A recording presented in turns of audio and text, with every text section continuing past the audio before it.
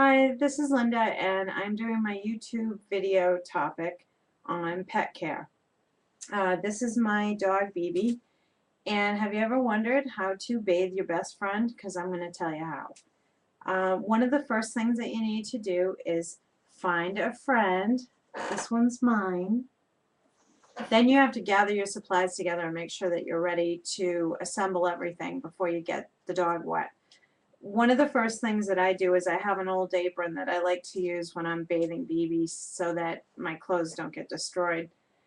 The other things that are really important are warm, dry towels. You may need multiple towels depending on the size of the dog and how wet they get and how much water they retain.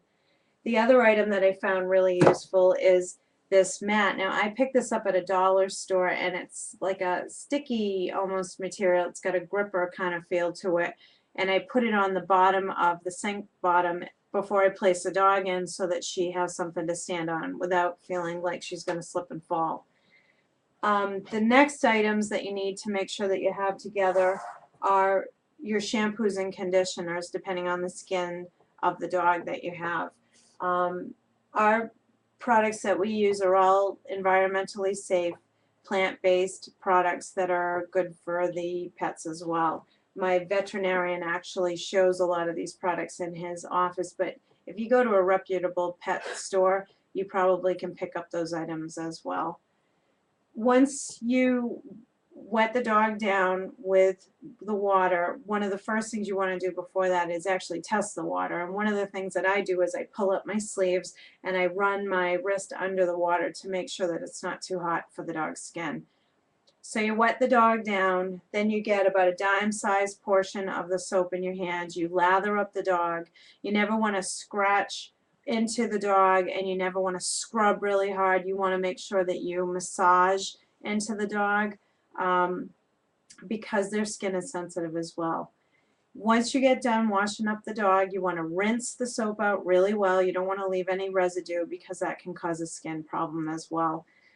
We live up in the Northeast, so we have to actually put additional skin conditioners into the dog's fur afterwards, and they're leave-in conditioners that we put onto her skin, and I massage those in as well.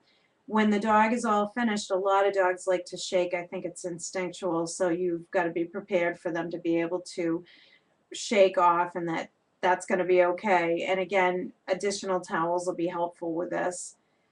When you're all done with that, the last thing is drying the dog completely. Now, some dogs are okay with just towel drying, but other dogs, like Bebe, actually like to have a blow dryer on them on a low setting. A while back, we watched a show on TV, and the trainer talked about getting dogs comfortable with using these kinds of instruments, whether it was a blow dryer, scissors, or a brush. And one of the things that they recommended was that you leave the items on the floor for the dog to sniff, because once they become comfortable with the scent, it's much easier to use those items. So we took his advice, and it worked out really well. The most important benefit, I would say, of washing your dog is not only does it help with their skin and maintain their fur and they just smell good all around, but it causes a bonding experience between you and your pet. And really, isn't that the most important thing, is to be able to bathe your best friend and have a bonding experience with that friend and benefit each other. Thanks for watching my YouTube video, and hopefully you'll have another one soon. Thanks.